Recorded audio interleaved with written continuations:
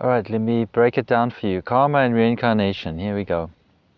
This is what I've learned from the Brahma Madhva Gaudiya Vaishnav Sampradaya, an unbroken chain of disciplic succession from God. Karma means action and reaction, two sides of the same coin. They're so intimately connected that it's basically like it's considered the same thing in terms of the terminology. Karma means action and reaction. So we're currently experiencing our karma. What our life consists of right now is reactions to our past actions. Reactions to our past actions.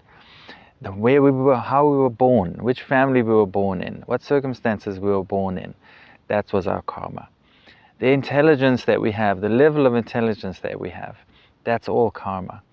What we look like, our abilities, our talents, all those things are karma. That's all things that we have deserved from our previous actions. Out of the 5 truths discussed in Bhagavad Gita by Krishna, one is temporary, and that is karma. Our karma can change. It's not that we're destined to live a certain life and there's nothing we can do about it. Our karma can change. The decisions that we make now, the actions that we take, the things that we learn, the decisions that we make, they can shape our future, which is great. Or it may be terrible. Depending on decisions, we might have a really shitty future based on our decisions. You know, if we do people in, if we take advantage of others, if we mistreat others, there's a lot of karma, bad karma coming our way. For example, if you kill a cow, it's said that you have to be killed as many times as there is hair on the body of the cow. Oh my word. A lot of suffering in store for some people. Actually, the details of the hellish planets are described at the end of the 5th canto of the Srimad Bhagavatam. A lot of detail of different types of hell that one can experience. Of course, hell is temporary. Hell is not a situation that you go to eternally. Only place you can go to eternally is the spiritual realm. But that's another story. So based on our karma, we can have various destinations in our next life. But that is part of reincarnation. We'll get to that just now. So everything that we're experiencing and everything that we have at our disposal, even intelligence and so forth, is part of our karma. So that's predestined. It's something that we've deserved and we've gotten the reaction of our action. Something that is not predestined, something that cannot be part of your karma, is your spiritual journey. Spiritual journey is something transcendental to the material realm. So whatever actions you take spiritually, that is to your eternal credit, and that will start steering your life in a completely new direction. Through spiritual activities, serving God, self-realization, chanting the names of God, mantra meditation, becoming God conscious, helping others to become God conscious. Those activities will help you to get free from karma. So not only can your karma change materially, but you can also become free from all karma. When you start acting on the spiritual platform, Sanatana Dharma, when you start performing your spiritual activities, eternal spiritual activities that you do in the spiritual realm, which is part of your constitutional nature as a soul, when you start performing those activities, not only do you not incur karma, but you actually purify yourself of existing karma. It is said that by meditating on the name of God, hearing the transcendental sound vibration of God's name, all of the karma in one's heart, stored up in one's subtle body, in one's mind, those karmas are all destroyed, even the ones that are in seed form. So the ones that we're experiencing now, they've fructified. And there's karma still waiting to fructify, and that's karma in the seed form. even those can be destroyed. Even those seeds can be destroyed. We can become free from them. So as the soul, we are marginal energy of God. Marginal meaning we can either be under the control of the material nature, under the control of our karma, or we can be under the control of the spiritual nature, under the shelter of the spiritual energy of God, which helps us to serve God. And the more we take shelter of that spiritual energy, Hare, the more we become free from our karma. And it's a very liberating experience to perform activities on the spiritual platform in service of God. And actually, you can almost like feel there's a weight lifted off your shoulders. You're not incurring karma right now. That in itself is like so, it's so nice, it's so pleasant to experience. What to speak of the actual spiritual bliss and so forth that you experience when you're performing the spiritual activities. But there's also like a lightness to it, to those activities, because you're not experiencing any karma. Even the food that we eat, as the Hare Krishnas offer their food to God, then that food becomes free from karma. But if we're not free from karma, then we're bound up in the material world, which is temporary. It moves in cycles, but it's temporary. But we as the soul, we are eternal. So when, for example, this body comes to an end, then where do we go? What happens? If we're bound up in karma, we're bound up in the material realm, well, reincarnation. And we may not know exactly what type of reactions we are creating through our actions. We may not know exactly what's going to happen. And it may turn out that we have to take on a different life form. We have to be in even a different planet. There's life forms on all sorts of planets. Because the soul can't be destroyed by fire. It can't be drowned by water.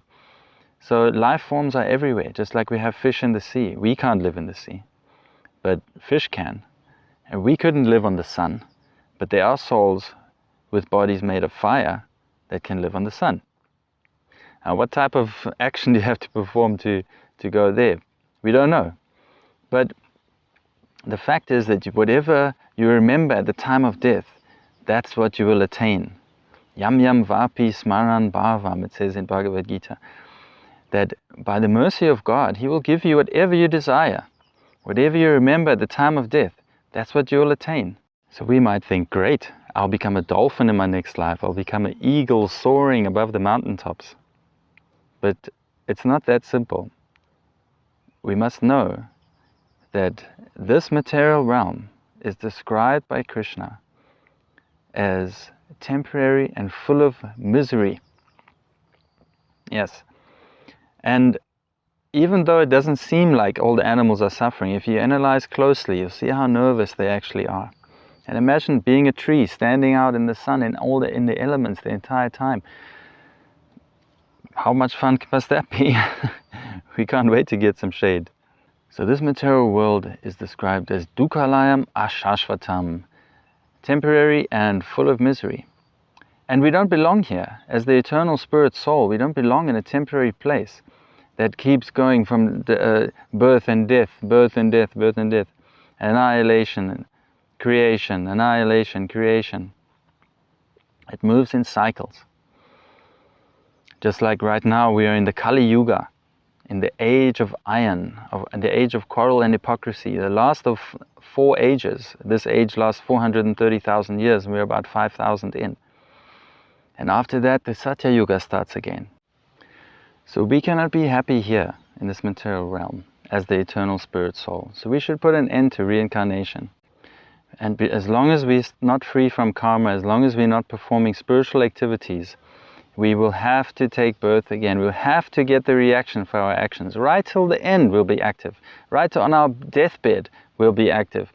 We'll desire something on our deathbed. Unless we're free, we have to start now to become involved in our spiritual lives and develop our spiritual consciousness so we can become free from our material desires and stop acting on the material platform and actually act for the pleasure of God. And all these things are described in Bhagavad Gita, in Srimad Bhagavatam, and you can become free from the cycle of reincarnation. So that is the context in which we want to find out more about, or in the context in which I'm giving the information about karma and reincarnation. The context is that not just to understand it for the intellectual sake or out of interest sake, but to help us to understand that we need to take the right steps to take action against being caught up in this. You know, we are caught up, we are bound up. We are like completely enmeshed in this material realm, stuck in our karma, stuck in the cycle of birth and death, stuck in the cycle of reincarnation. You know, at the end of your life, yes, whatever you remember, then you can attain it. So what happens is, the soul, you leave the body and you hang around a little bit. You have attachment to the body. Then ideally the body should be cremated so that it helps the soul to move on. That when the body is destroyed, then it helps the soul to move on. Then at some point you get taken away by the messengers of Yamaraj. Unless you're going back to the spiritual world, then you'll get taken by the messengers of Vishnu, the Vishnu Dutas. But if you are stuck in the cycle of karma, the cycle of birth and death with your karma, then you get taken by the Yamadutas, the persons that are servants of Yamaraj, the Lord of Death, is called Yamaraj, described in the Srimad Bhagavatam. And there you'll be judged for your activities. He will then see everything that you've done. They're already keeping a record now in Yamaloka, in the place where Yamaraj stays. So everything is being kept record of, all the karma, all the different things, right? And then you'll be allocated, you know, your next body. And then you'll be sent down or sent wherever you need to be. If it's a human birth, then I don't know the exact details. I don't have those exact details for you, how the soul goes, but it has something to do with grains and the semen. The soul enters, and then through impregnation, the soul then, you know, as we know the details, it comes from the man to the woman, like that, the soul. Yeah, and then it all starts all over again, you know, and you forget your past life through the process of birth, which is very painful. The process of even being in the womb is very painful, very uncomfortable. And the soul is described, the soul is actually in a very high consciousness, in the sense that it's very aware that this is a bad situation, it's a suffering situation. Even it can be prayers to God at that time, please help me. But at the time of the birth, everything is forgotten. The birth experience is very traumatic and everything is forgotten. Past life, everything like that is forgotten. And then you identify with the body again. Oh, there I am, now I'm in this body. You know, so every body we're in, we just identify with the body again, and we start all over. You know, so reincarnation carries on perpetually because the soul is eternal. Reincarnation, the cycle of birth and death, will continue perpetually. Yeah, it's happened countless times for us already. There's 8,400,000 species of life. Of those 400,000 are human species, not all on this planet, described in Srimad Bhagavatam. And we've been all 8,400,000 many times. 8,400,000 species in the universe. And we've been all of them many times. So how it works is that when the soul leaves the body, it is carried in the subtle body. The subtle body is the mind, intelligence, and false ego, a sense of identity. So throughout this journey, our mind is with us. The same mind. So we have our gross body now, our covering, that we can see, that will die. We'll leave that body, but we keep our mind with us. Isn't that fascinating? So in our mind are impressions from countless lifetimes of sense enjoyment. That's why it's so natural for us to identify with the body and to engage in sense gratification as our primary source of pleasure. And as we go on our spiritual journey, we start to reawaken our spiritual consciousness. We start to realize, I'm not this body. And I have a spiritual identity, eternal identity. I'm full of pleasure constitutionally. I don't need external stimulus to make me happy. I don't need sense gratification to make me happy. The happiness comes from within. And it is heightened and it is expanded through loving relationships with God and His devotees. Eternal, spiritual, loving relationships. And those activities we can do now. So, yeah, so there's a little info about karma and reincarnation and the context of it all and what to do about it. And I'm going to put links in the description. You can contact me for more info. I'm going to put links in the description for books that you can get.